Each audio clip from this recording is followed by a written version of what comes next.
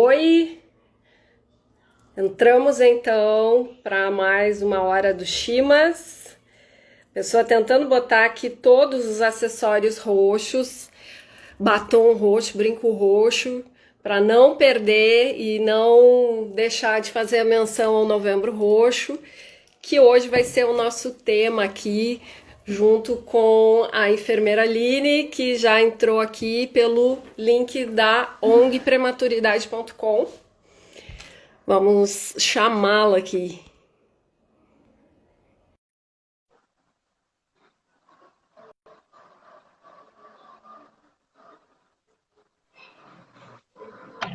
Oi, Oi, e aí, como é que tu tá? tudo bem? Te vendo aí, te organizando, toda linda, cheia de Tu roxo, batom roxo, pulseira roxa, toda achei tudo que eu roxa. tinha de roxos, né? E fui botando. Pra Adorei, não deixar adorei. até anel, ó, anel roxo Olha, também. que linda! Eu preciso desses acessórios. Normalmente a gente já coloca o manto, né, que é a camiseta, mas eu preciso encontrar uns acessórios também, Vanessinha. Vou seguir essa tua linha É, aí. a gente vai compartilhando, sem problema. Deixa eu falar aqui um pouquinho, que eu gosto sempre de nos apresentarmos, né? Porque tem gente que vem via o link da ONG, tem gente que vem Alô, via a área do legal. Shima, né? Então eu gosto sempre Uhum. de nos apresentar e falar um pouquinho também sobre o canal do Hora do Chimas, que na verdade eu brinco que, que foi um desejo egoísta meu, esse canal, para encontrar as pessoas que eu adoro, né? Que a pandemia nos impede de ver pessoalmente, mas que a gente segue querendo bem, que a gente segue querendo encontrar. E tu é uma dessas pessoas que há tempos eu estava de olho, né? E aí a Camila me disse assim, não, deixa a Aline para o novembro, né? E agora quem está chegando aqui vai entender por que nós deixamos a Aline para o novembro, né? Eu sou Vanessa, para quem não me conhece, sou psicóloga, professora de psicologia, uma eterna errante e apaixonada por pessoas, por seres humanos. E a Aline, desde que eu conheci, né, foi uma empatia assim muito rápida, né, um sentimento bom muito Verdade. rápido, assim, foi muito porque, né, éramos duas ativas, assim, em tudo que a gente se envolve, né? Eu acho que tu é tão intensa ou mais até do que eu. E a Aline, para quem não conhece, então agora vai se apresentar um pouquinho, vai falar um pouquinho da ONG que ela está representando hoje. Então, boa tarde, Vanessa. Eu achei muito legal essa tua ideia egoísta de ter um canal. Primeiro, porque eu tô tendo a oportunidade de te ver de novo, né? De poder estar contigo. Sou Aline Henneman, sou enfermeira, então, de formação, sou docente de enfermagem hoje e vice-diretora executiva, então, da ONG Prematuridade.com. Eu falo que não sou apenas vice-diretora executiva, mas sou uma ativista da causa da prematuridade, né? Levando e buscando levar a cor roxa, o seu significado para o Brasil inteiro aí do Oiapoque ao Chuí, que é o trabalho da organização. E eu acho que a gente se encontrou e foi essa empatia, né, Vanessa? Porque realmente a gente não tem tempo ruim, né? Vamos fazer, vamos. Vamos fazer acontecer, vamos. Então, assim, não importa se estava chovendo, se tinha sol, se a gente tinha, né, pontos favoráveis ou não, mas a Filhas, gente né, também. realmente é exatamente isso aí. A gente fazia acontecer, botava um filho embaixo do braço, levava para fazer um trabalho junto, e a gente sempre foi, né, acreditando, eu acho, em fazer a diferença, e por isso que a gente está aqui hoje. Então, bah, muito, muito obrigada, né, por esse convite. Estou super feliz de estar aqui, assim, e poder estar compartilhando esse momento contigo. Ah, eu é que fico honrada, especialmente porque eu sei que tu, né, e talvez as pessoas não conheçam muito esse teu lado, assim, né, mas tu, além de ser uma excelente pessoa, tu é alguém super comprometida com o conhecimento, né? Eu sempre te vi muito curiosa, pesquisando, trazendo as evidências científicas para o dia a dia, né? Se utilizando desse conhecimento para melhorar o bem-estar das pessoas. né? E especialmente desse grupo que hoje a gente se propôs a falar, que é o grupo de prematuros e suas famílias, né? Porque é quase que indissociável. Às vezes as pessoas pensam assim, a gente está focado só no bebê, mas quando se fala em prematuro, vem a família toda junto, né? E a importância do envolvimento da família nesse processo, assim. Então, queria que tu pudesse falar um pouquinho, assim, sobre, enfim, essa tua caminhada, como é que tu te interessou por isso e hoje o que que a ONG, né, tem desenvolvido e canais que a gente também possa acessar para saber mais. Maravilha. Então, vou começar contando assim um pouquinho da minha trajetória. Na verdade, às vezes me perguntam, né, quando é que tu decidiu trabalhar com as questões relacionadas à prematuridade e à neonatologia? Eu sempre fui uma apaixonada pela pediatria, né? Sempre tinha a convicção de que eu ia trabalhar com crianças. Isso é uma coisa que eu sempre levei, né? Sempre trouxe para minha vida e sempre busquei isso, né? Tanto na minha formação acadêmica quanto depois. Só que quase no final da minha formação acadêmica eu conheci, entre aspas, o mini mundo, né? Que é o mundo da neonatologia, assim. E me surpreendia a força que os bebês prematuros tinham, assim. A força de fazer a diferença todos os dias, de lutar pela vida deles, né? De mostrar garra mesmo. Porque apesar de ser um paciente que não se comunica verbalmente, eu sempre falo que o paciente prematuro ele se comunica muito, né? Ele se comunica com o olhar, ele se comunica com o gesto, ele se comunica com o ser, né? Então ele tem todas as suas peculiaridades, todas as suas características, né? Que realmente me envolveram, assim. E eu, a partir de conhecer a UTI neonatal, eu decidi que eu queria ser enfermeira de UTI neonatal. Era isso que eu queria para minha vida, assim. E as pessoas, eu já ouvi, né? Olha só, eu já ouvi me dizerem, já me disseram assim, ó, tu não tem perfil para trabalhar em UTI neonatal, porque tu gosta de conversar. E a primeira vez que eu ouvi isso, olha só o que eu ouvi, Tem tu que não fazer tem muito perfil, silêncio lá na tu não UTI. tem perfil para UTI neonatal, né? Tu gosta muito de conversar, deu, gente, mas será que não tem que conversar na UTI neonatal? E eu sempre conversei muito, né? Conversei muito com os nenês, conversava muito com as mães, com os pais, né? Eu sempre quis entender o contexto, né? Como tu chegou até aqui, né? Tu já sabia como é que era uma UTI neonatal? O que que te falaram a respeito desse lugar que tu está nesse momento, né? Porque que nem a chamada traz, né? Hoje eu tô aqui para falar sobre a prematuridade aconteceu e agora, né?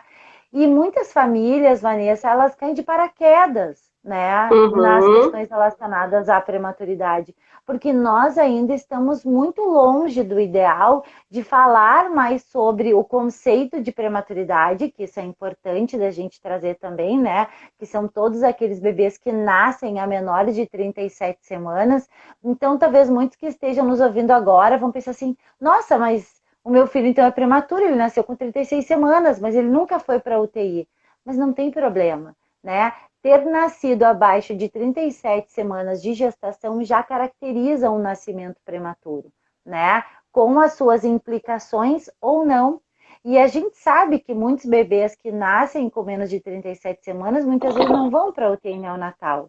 Uhum. Porém, nós temos que pensar que o desenvolvimento, né, o desenvolvimento cognitivo dessa criança, o desenvolvimento emocional dessa criança, né, não se deu até o final da sua gestação. Então, em algum momento da sua trajetória, né, e olha, eu quero deixar bem claro assim, em algum momento da sua trajetória pode acontecer ou não alguma necessidade específica a essa imaturação, né? O nascimento que foi imaturo, que foi antes do tempo, né? E é Uhum. esse processo de maturação extrauterina. Porque, na verdade, se a gente for pensar no tempo de gestação nas 40 semanas, são 40 semanas para estarem dentro do útero materno. Bom, qual é o contexto, né? Qual a realidade que eu tenho dentro do útero materno? Então, assim, o que que a mãe garante nesse processo todo de gestação? e que a gente, dentro da UTI neonatal, tenta reproduzir. É isso que a gente tenta fazer nas diferentes faixas etárias. Estimular um útero. Sabendo exatamente, exatamente. É o que eu sempre falo. Nós da UTI neonatal, a gente é muito ousado, porque é isso que a gente tenta fazer, né? Através de tecnologia de ponta, através do investimento no olhar da equipe que trabalha junto com o prematuro e com a família, a gente tenta reproduzir esse útero materno. Mas nem sempre a gente vai conseguir fazer isso, né? E talvez a gente deixe alguns gaps. E aí também tem aquele bebê que nasce com 34 semanas de gestação. Já aconteceu comigo. Nasceu com 34 semanas. Olha, vai nascer 34 semanas. A Nel toda se prepara. O que o bebê faz? Abana para a gente da porta. Não entra na UTI neonatal.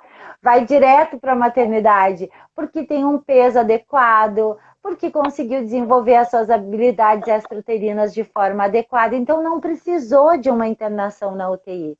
Mas nós, como profissionais, precisamos pensar. Nasceu com 34 semanas. Existem habilidades que talvez esse bebê não consiga desenvolver como um bebê nascido a termo.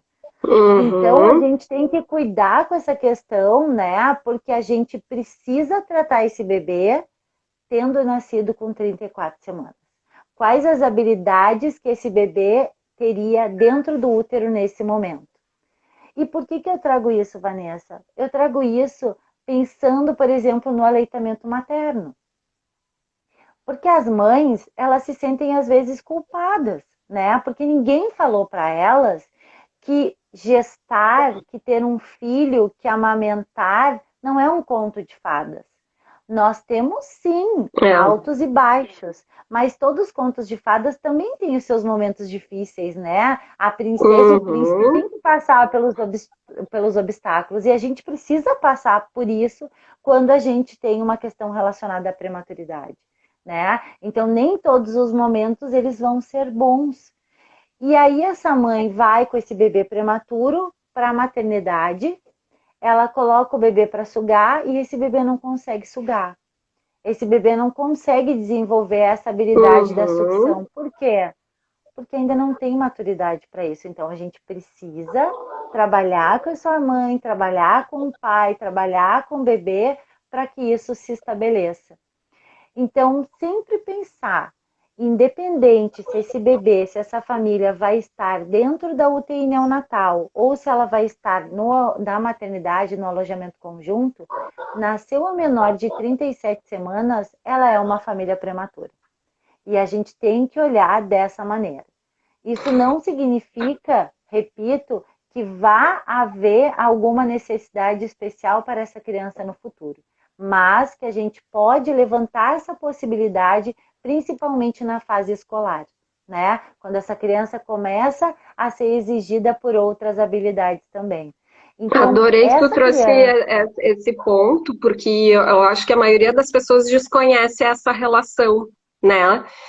Que é a relação do quanto o nascimento prematuro impacta no desenvolvimento de modo geral, né, dessa pessoa.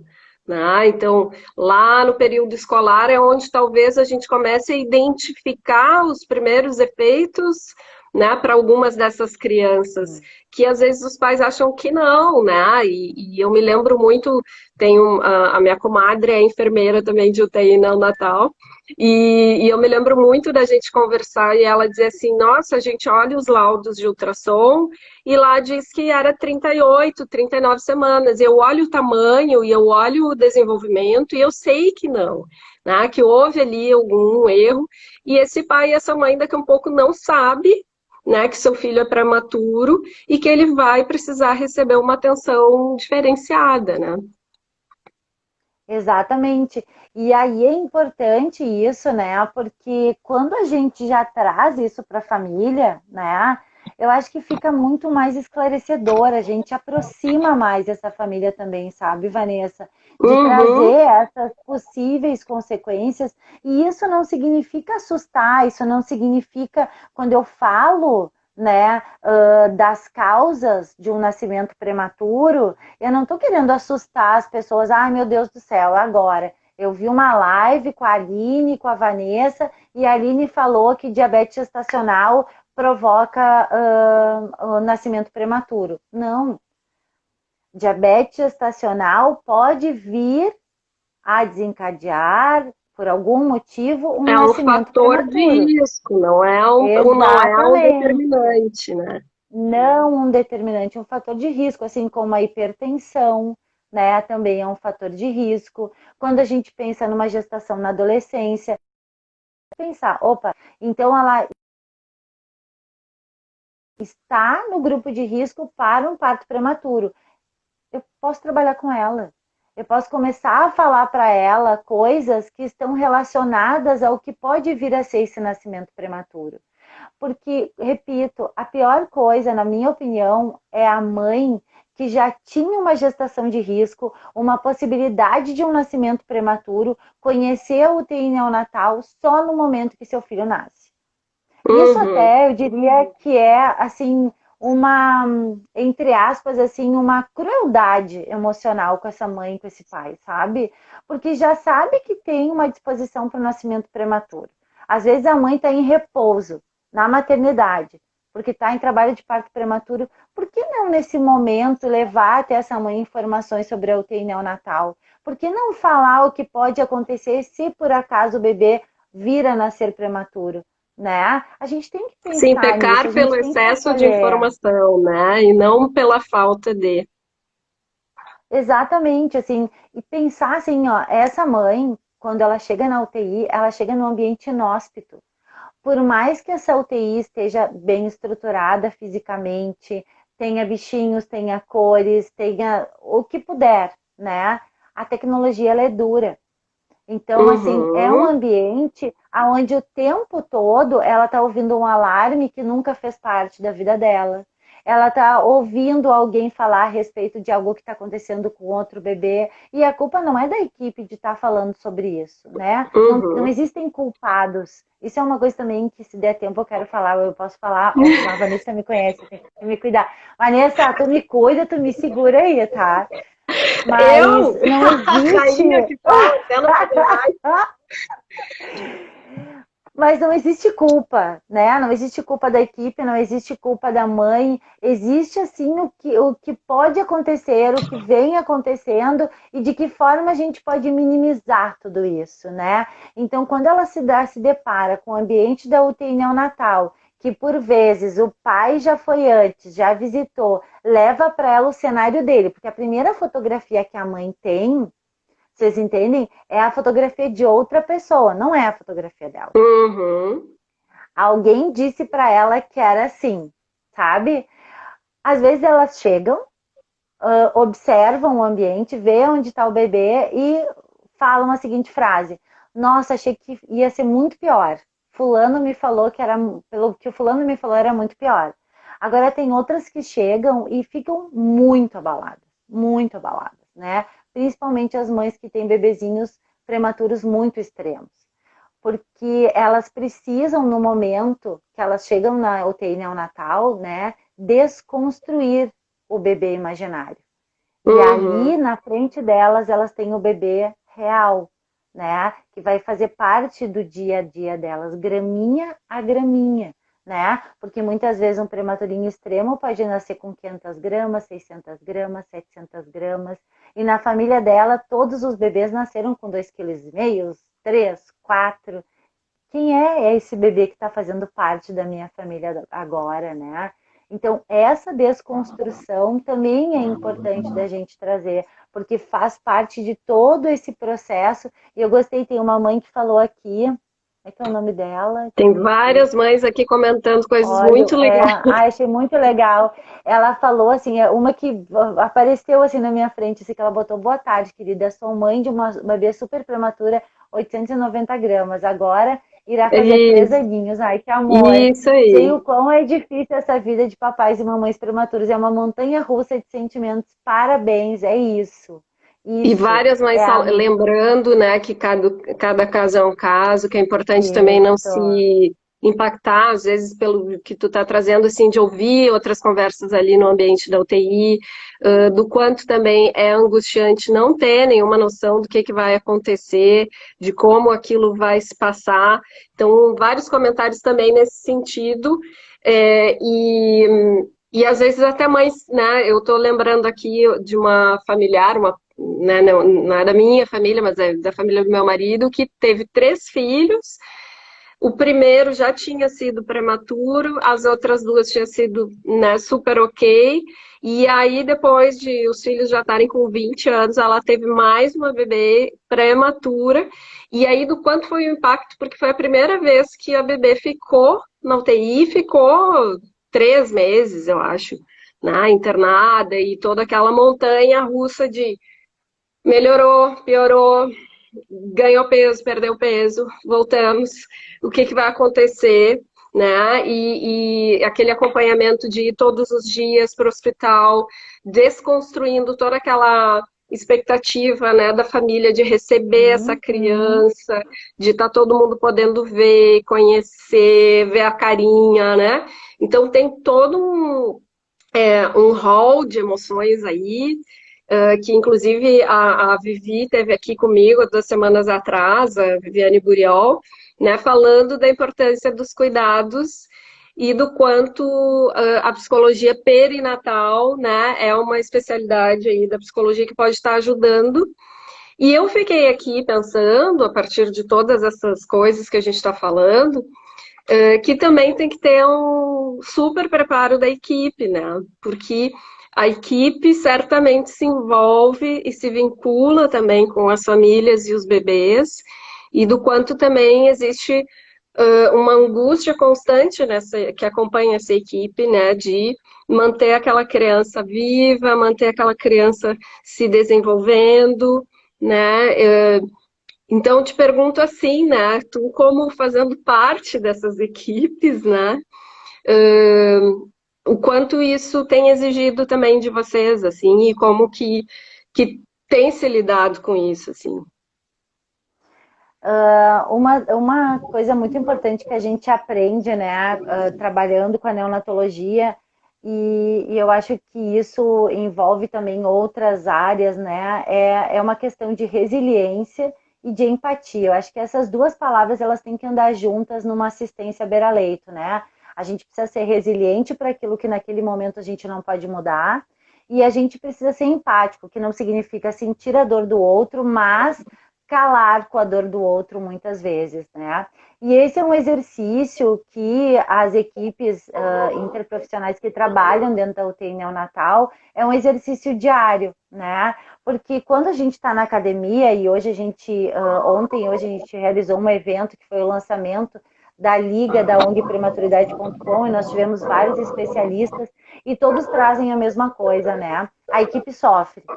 A equipe sofre com a perda, a equipe se envolve. Agora tu falaste, né? Foram 3 meses de internação. Não tem como eu não me envolver com uma família, com uma criança que passa 3 meses comigo, né? Eu sempre falo que... E eu vi uma frase da Lia Luft esses dias que dizia, né, que as nossas digitais, elas ficam marcadas nas outras pessoas, né? E as digitais das outras pessoas também ficam marcadas em nós. Então, assim, cada criança que passa, cada família que passa, ela deixa a sua marca. E a gente deixa a nossa marca na vida dessas famílias também, né? Então, assim, uma coisa que a gente precisa desconstruir é a questão de que pai e mãe são visitas dentro da UTI neonatal. Nós estamos aí há 20 anos com o método canguru já no Brasil, né? O método canguru que tem 40 anos no mundo e 20 no Brasil. E ele já traz muito a questão nas suas diretrizes de que pai e mãe não são visitas, né? Eles fazem parte do processo do cuidado da criança. E por que eu estou dizendo isso, né? Se tu está me perguntando sobre os profissionais. Porque nós, profissionais, a gente precisa aprender a delegar e a compartilhar o cuidado com os pais. A gente precisa tirar da nossa fala o meu bebê. Porque o meu bebê, quando eu digo isso, não, e é difícil, Vanessa. Quando eu digo o meu bebê, para a gente da equipe, quer dizer assim, ó, esse bebê é meu, eu estou protegendo e eu estou cuidando. Para a mãe que está lá dentro da UTI, o significado é totalmente outro. totalmente diferente. E elas relatam, né? Ai, daí veio a técnica fazer, trocar a fralda do meu filho e falou, ai, vem cá, meu amor. Não é o amor dela, é meu amor, né? E não é, a equipe não falou isso, né, por querer tirar o espaço mas de alguma Pelo forma aquilo afeto que se impactou construiu, né? para aquela mãe, exatamente. Mas o que isso representou para essa mãe? Né? Porque pensa, ela pensou na gestação, quando ela pegou o resultado do exame, ela começa a construir uma mãe, né? Ela começa a perguntar para as pessoas como é que troca a fralda, como é que faz isso, como é que vai ser se for menino, como é que vai ser se for menina, e de repente esse bebê está na UTI neonatal e ela não pode prestar esses cuidados. Alguém E faz até a esses questão da cuidados para ela. autonomia, né? De daqui um pouco assim, por Claro. que que eu não posso trocar a fralda do meu filho? Por que que eu não posso dar o leitinho do meu filho, né? Exato. Então, tudo isso para a equipe, sabe, é um trabalho contínuo.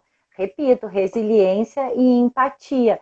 E eu acho que o significado do roxo, né, ele traz muito que a gente deve levar para a equipe durante a assistência, né? Porque ele traz a questão da individualidade do ser. E cada bebê é um bebê diferente, cada família é uma família diferente. Então, assim, não importa se o meu bebê nasceu com 24 semanas e o da Vanessa nasceu com 24 semanas. A história do meu bebê e do bebê da Vanessa vai ser diferente. A história da Aline, mãe, e da Vanessa, mãe, na UTI neonatal, vai Aham. ser diferente, né? Eu, Aline, posso querer que a equipe me abrace. Eu gosto de abraço, me abraça que eu quero chorar. A Vanessa, talvez se a gente for abraçar, ela vai se sentir invadida porque ela não permitiu que as pessoas abraçassem. Como assim tá me abraçando, né? Então, nós da equipe, Vanessa, todos os dias a gente precisa estar pronto para fazer a leitura da família. A leitura da Uhum. família, Reconhecer o outro. reconhecer. E aí entra um papel fundamental que eu falo sempre. Então, tenho grandes amigas psicólogas, graças a Deus, né? Que eu tenho amigas psicólogas e que eu falo sempre, sabe, o quanto vocês são importantes para esse processo do cuidado. E aí é o cuidado da família, é o cuidado do bebê e é o cuidado também da equipe. Porque a equipe, ela tem que se sentir capaz de realizar o melhor cuidado, mas também entender que nós estamos ali porque a gente escolheu estar ali. Eu acordava às 6 horas da manhã de domingo para fazer plantão, porque eu amava fazer plantão no domingo. Porque eu não tinha tanta burocracia, eu tinha mais tempo para fazer maternagem. Então eu adorava. Agora, a mãe, o pai, eles não escolheram estar dentro da UTI neonatal. Eles queriam estar em casa com o nenê. Eles queriam estar em qualquer lugar, menos ali dentro da UTI. Então, esse cenário a gente tem que avaliar. E eu acho que falta muito, eu penso que falta muito um apoio psicológico para as equipes. E isso é Uhum. Brasil afora, não estou falando de Rio Grande do Sul, eu estou É. falando do Iapoque ao Chuí, sabe? Porque Uhum. parece que quando a gente chama a psicologia, é porque tem algum problema. Ah, pronto, vai ter uma reunião e a enfermeira vai chamar a Lá psicóloga. vem a O que será? Lá vem a psicóloga, né? Então, assim, não, a gente precisa, né, Deveria ter ser uma junto o rotina, né? Aquela coisa de a gente ainda não tem uma cultura de que o profissional da psicologia integra a equipe, né? Porque deveria ser algo frequente, né? Não deveria ser algo esporádico, quando precisa, quando a gente se sente mal ou quando alguma família está mal. Deveria ser algo constante, permanente, de acompanhamento, né? Até para que esse profissional também ao conhecer melhor os integrantes da equipe, possa ir dando suporte conforme as necessidades também de cada sujeito ali naquele espaço, né? A gente ainda não tem essa cultura, mas acho importante a gente estar trazendo isso, porque muitas vezes a gente realmente fica super focado, né, na questão do desenvolvimento do bebê e esquece que no entorno desse bebê tem uma série de familiares e profissionais, né, que estão engajados e super envolvidos na história daquela pessoa, né?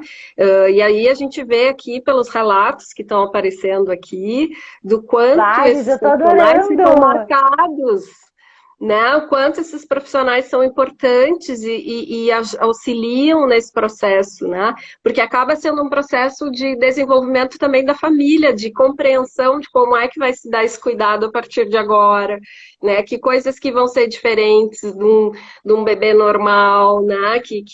Normal entre aspas, né? No sentido de que nasce a termo, né? Ó, e aqui estão repetindo, ó, suporte de como cuidar, de como trocar as fraldinhas, de dar banho, de limpar a sonda, né? De tudo isso que faz com que esse pai se sinta cada vez mais vinculado, né, com esse bebê. Exatamente. E às vezes a gente pensa assim, ah, é uma troca de fraldas. Não, mas não, ele não precisa já iniciar trocando a fraldinha do bebê.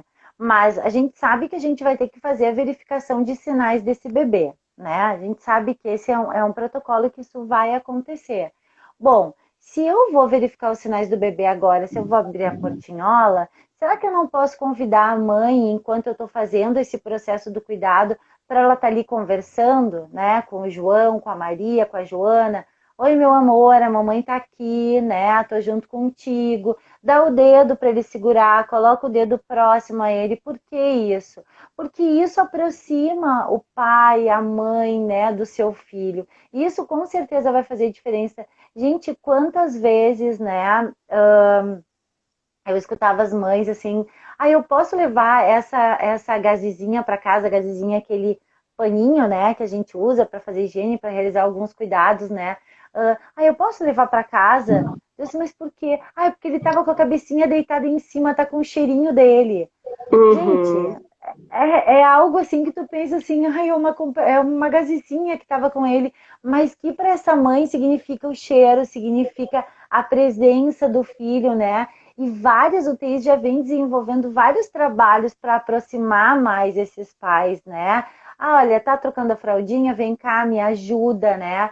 E eu aprendi algum tempo atrás com a psicóloga Marisa Sanches, né, que trabalha com a gente, que tá sempre com a gente. Eu, graças a Deus, tive a oportunidade, tenho a oportunidade até hoje, agora não devido à pandemia, mas de, junto com elas, falar para as equipes, né? Com ela e com a Zaira Custódio, que também trabalha essa parte, a questão do estar próximo, né? Estar junto dessa criança e fazer da melhor maneira. Como eu te falei, um dia me disseram que eu não tinha perfil para UTI neonatal, porque eu falava demais, né? Mas por quê? Porque quando chegava um nenê, o que eu fazia? Eu apresentava a unidade para ele, ele não conhecia, ele não sabia que dia era, ele não sabia nada. Então eu fazia o favor de relatar, de ser a narradora do dia do nascimento. Então, olá, tudo bom? Eu sou a Aline, sou a enfermeira que vai estar aqui contigo. Hoje é dia 21 de novembro, tá um sol lindo lá fora. Nesse momento tu não vai estar com a mamãe, o papai que entrou aqui contigo, né? Mas contextualizar para ele o que estava acontecendo. E tinha um técnico que eu nunca vou me esquecer, nunca vou me esquecer, uma pessoa maravilhosa que trabalhava comigo, que segue hoje trabalhando na assistência, que ele olhava para mim e dizia, meu Deus do céu, tu conversa com as crianças mesmo, né? Eu, sim, converso sempre. E E aí, do um quanto belo isso deveria dia, ser uma prática com todos, né? Não é porque é um bebê que não devolve essa exato, comunicação para ti que não está entendendo. Ele está mas entendendo, ele né? E hoje a devolve, gente ele sabe com um tá. monte de estudos que sim, ele sabe que tu está falando com ele, né? Exatamente. E aí um dia essa pessoa que trabalhava comigo, né, eu tava entrando na sala, assim, ele não viu que eu tava entrando e ele tava verificando os sinais e conversando com o nenê.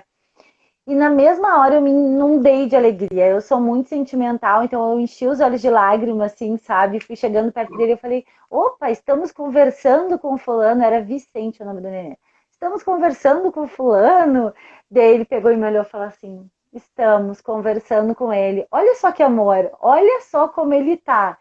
Então, assim, essa relação ela é muito próxima da equipe com o paciente. Ela é muito próxima. Não tem como a gente não ser próximo, porque entendam os pais que estão nos assistindo, nós da equipe que assistimos os seus filhos dentro da UTI neonatal, nós precisamos fazer a leitura dos seus filhos.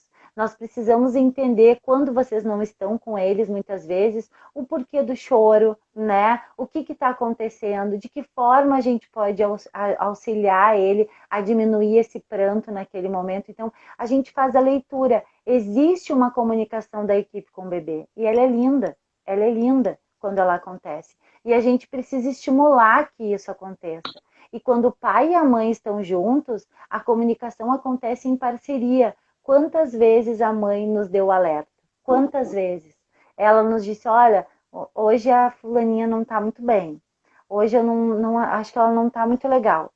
Né? E a gente é mesmo, mas o que tu viu diferente nela hoje?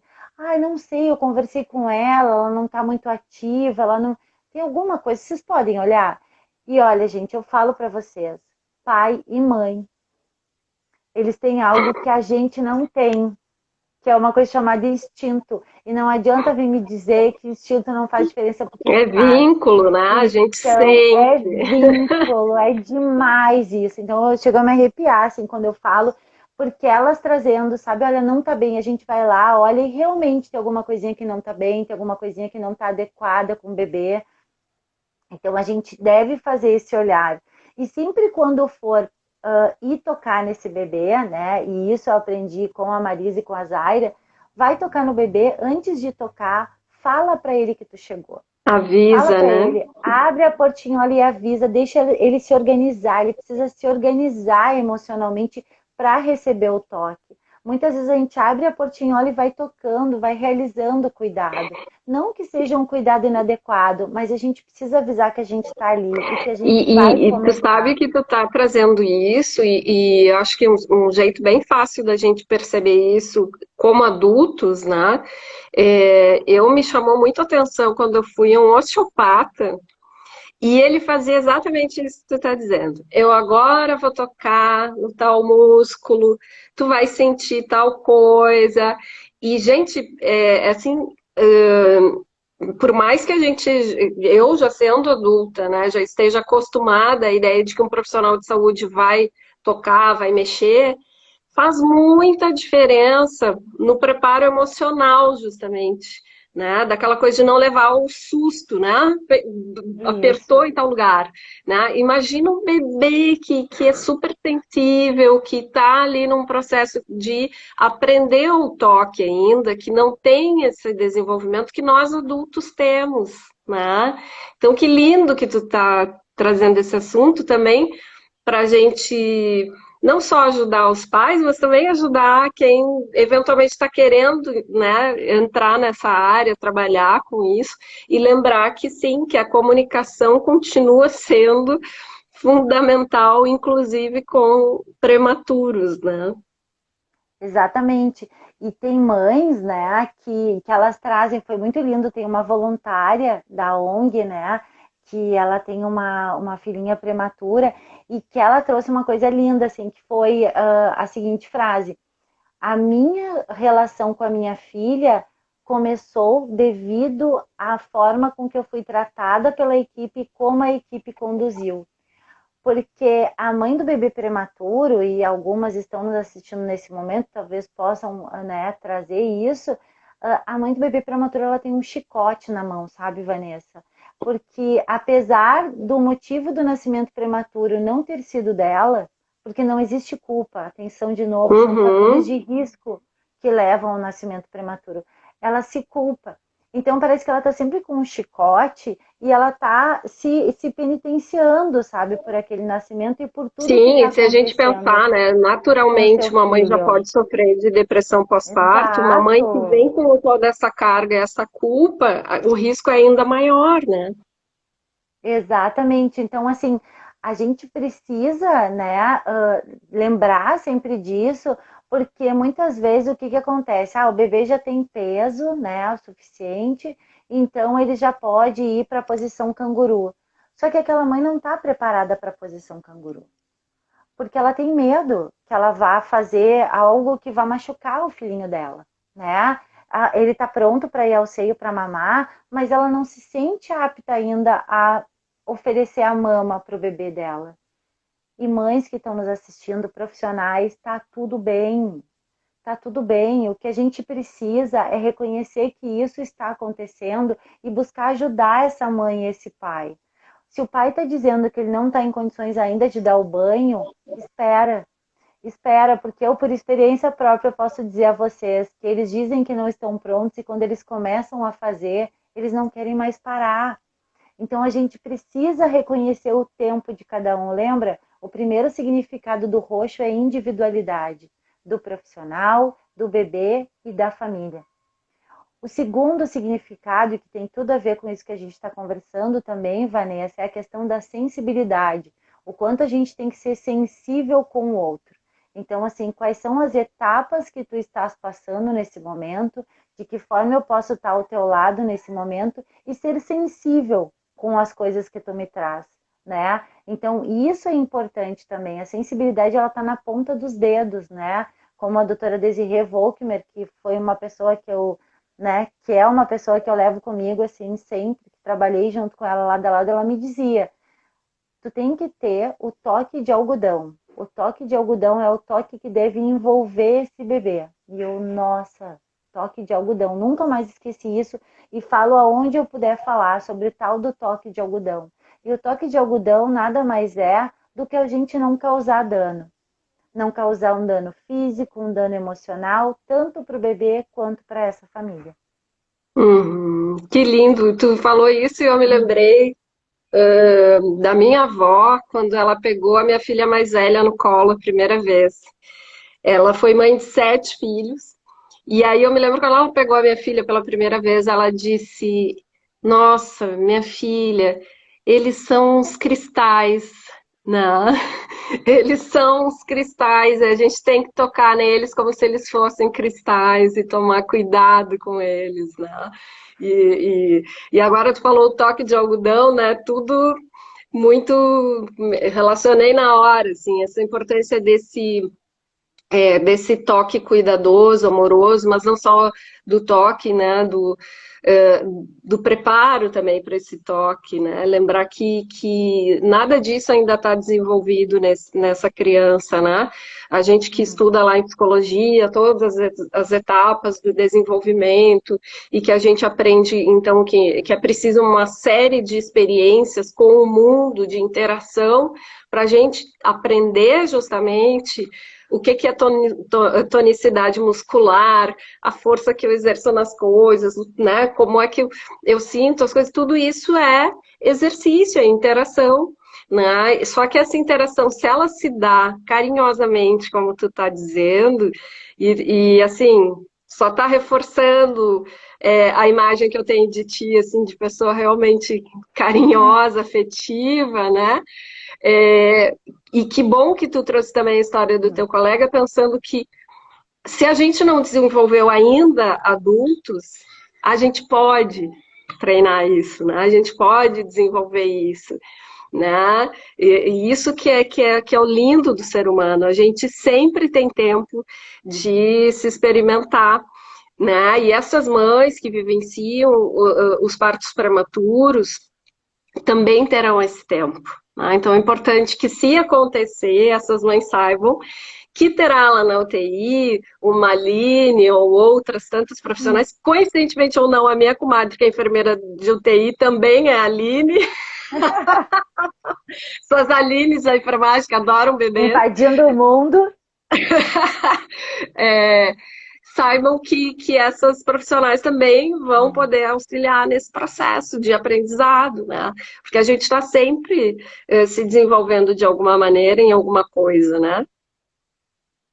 Exatamente, e eu acho que o que falta, eu penso que o que falta, né, para o profissional muitas vezes buscar essa alternativa no cuidado, né, não é uma questão de não querer fazer o melhor, sabe?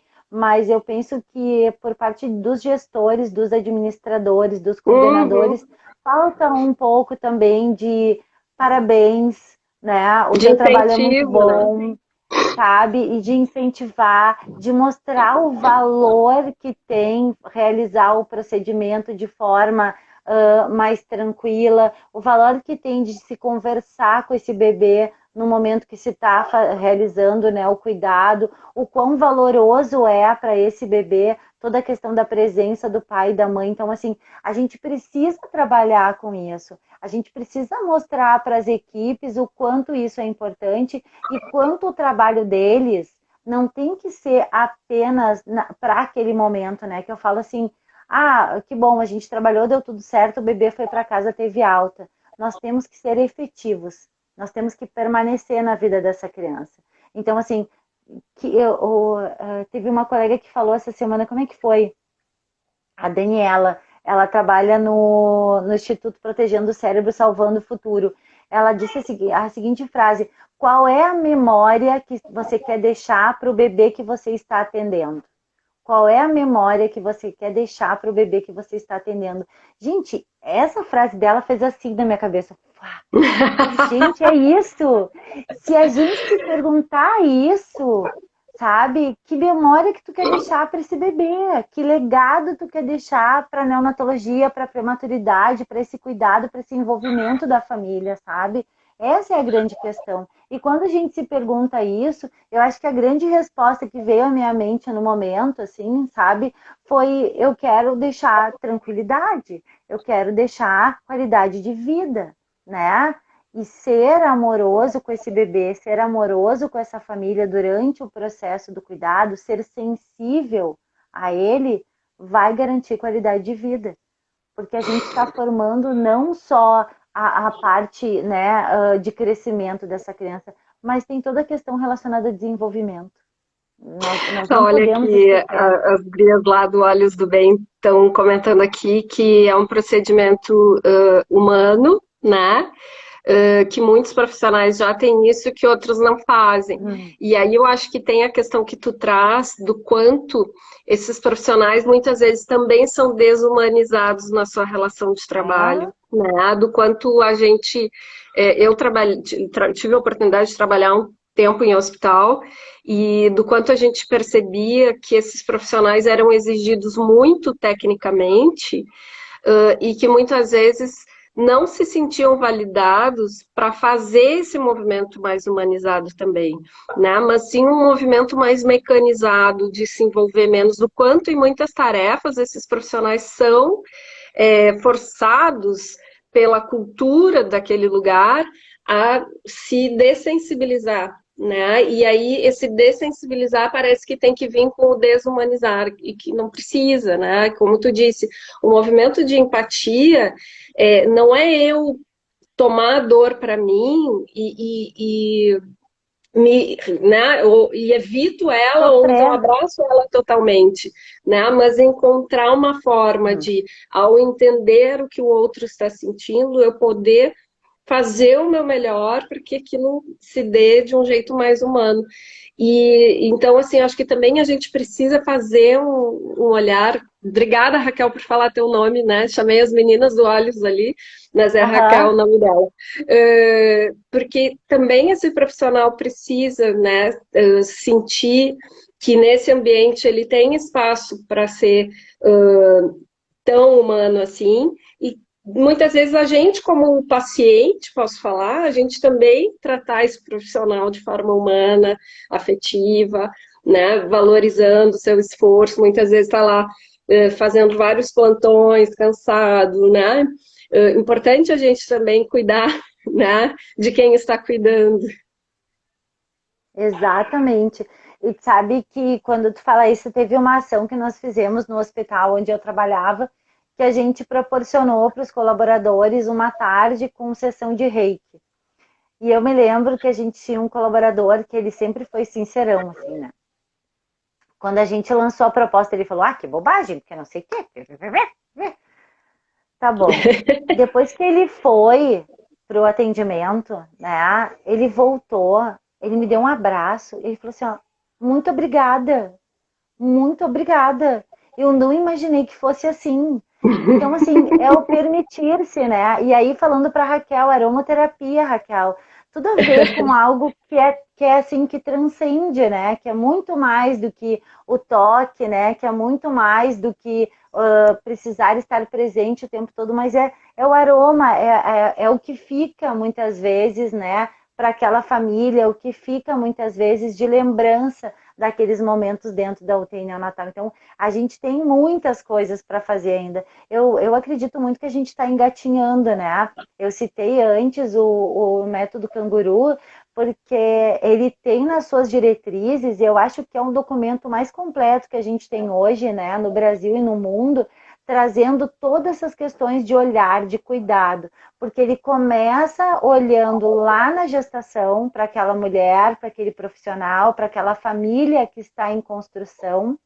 Ele passa para dentro da UTI neonatal, então, né, a questão terciária, a internação, e depois ele volta para a atenção à saúde, né, aonde ele segue fazendo o seu cuidado. E ele traz nas diretrizes a importância das reuniões com a equipe, briefing e debriefing das equipes, o acolhimento, a comemoração, né? Olha, a gente tem um indicador aqui na UTI neonatal que é de higienização de mãos. Nós estávamos com 80%, agora a gente está com 81%. Melhorou? Parabéns! Isso é graças a vocês, é um empenho de vocês. A gente sabe que é difícil, né? Então, a gente poder realmente reforçar essas coisas positivas, né? Que acontecem na equipe, né? Então, isso é super importante, assim. E quando a gente faz isso com a equipe, a gente faz com que a equipe faça isso com a família. Então, naquele dia que a mãe pegou o bebê, colocou no colo, a equipe vai elogiar, vai dizer, olha só que bom que tu conseguiu, que legal, né? O dia que ela não conseguir, tudo bem, não quer pegar ele no colo hoje, não tem problema. Vamos colocar a mão, então? Quantas vezes eu acompanhei mães que não conseguiram, né? No momento onde foi ofertado, elas não conseguiram dar colo. Mas elas foram extremamente afetuosas, elas amavam os filhos incondicionalmente. Isso é realmente uma questão de esperar o momento certo. Ele vai acontecer. E quando antes tu falou, né, a respeito de alimentação desse bebê, né, que eu falei de aleitamento, que tu trouxe, muitas vezes elas não conseguem dar, né, o leitinho, não conseguem mamar, a gente também pode dar essa oportunidade para elas, né, porque existem muitos mitos e verdades sobre a questão da prematuridade, e um deles é sobre aleitamento. A mãe de prematuro não vai conseguir amamentar. Claro que vai. E ela começa a amamentar não quando ela coloca o filho no seio. Ela começa a amamentar quando ela vai lá no banco de leite, quando ela vai lá no lactário, tirar o leitinho dela para ser administrado por sonda, porque ele ainda não pode receber no seio. Então, ela já está amamentando o filho dela. Nós precisamos reforçar isso com elas também. Tantos outros que eu poderia te dizer, assim, Vanessa, porque à medida que eu vou falando, é que realmente, gente, é algo assim que eu estudo, que eu amo ouvir as pessoas falarem a respeito, sabe? E eu acho que a gente está num momento tão bonito no Brasil, que é um momento de unificação de informações. Então, é a Sociedade Brasileira de Pediatria falando a mesma coisa que o Ministério, a mesma coisa que a Sociedade Brasileira de Imunizações. Então, a gente está num movimento de unificação de informações. E eu acho, sinceramente, Vanessa, que isso vai fazer muita diferença. Porque a gente viveu um tempo onde parecia que tinha, sabe, cada um puxava para um E que lado, aí o quando pai e a na mãe ainda verdade não ficam é essa a mais perdidos, proposta. o profissional também, né? Tem Claro! muita. E acho que tu trouxe a questão da unificação de informações, e vou aproveitar que a gente também já está quase no finzinho aí, para falar também Ai, da integração, da unificação do ser humano, né? Porque a gente está falando aqui de um desenvolvimento físico que está extremamente vinculado a um desenvolvimento emocional, né? A um desenvolvimento que é integral, não tem como separar, como desvincular. A gente tem essa ideia por formação acadêmica, né? Tu é enfermeiro, eu sou psicólogo, o outro fisioterapeuta, né? Nutricionista.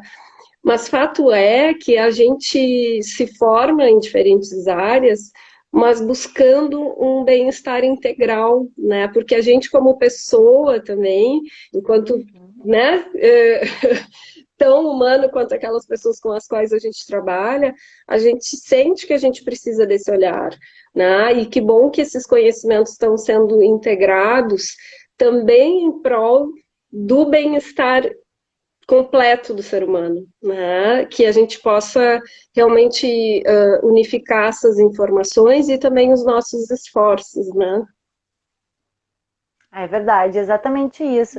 E aí eu trago para vocês a última palavra que traz. Na verdade, eu achei que fosse a última, mas hoje eu aprendi com a doutora Keiko, que é uma médica maravilhosa, que é uma referência a aleitamento materno. Mas até hoje, para mim, o roxo tinham três palavras que remetiam, né, que significavam, que é a questão da individualidade, que eu já falei para vocês, a sensibilidade e a transmutação, ou seja, a transformação, né? A gente vai transformando, a equipe se transforma, o pai e a mãe vão se transformando e o bebê vai se transformando ao longo da sua internação com a montanha russa que foi falada ali Uhum. anteriormente.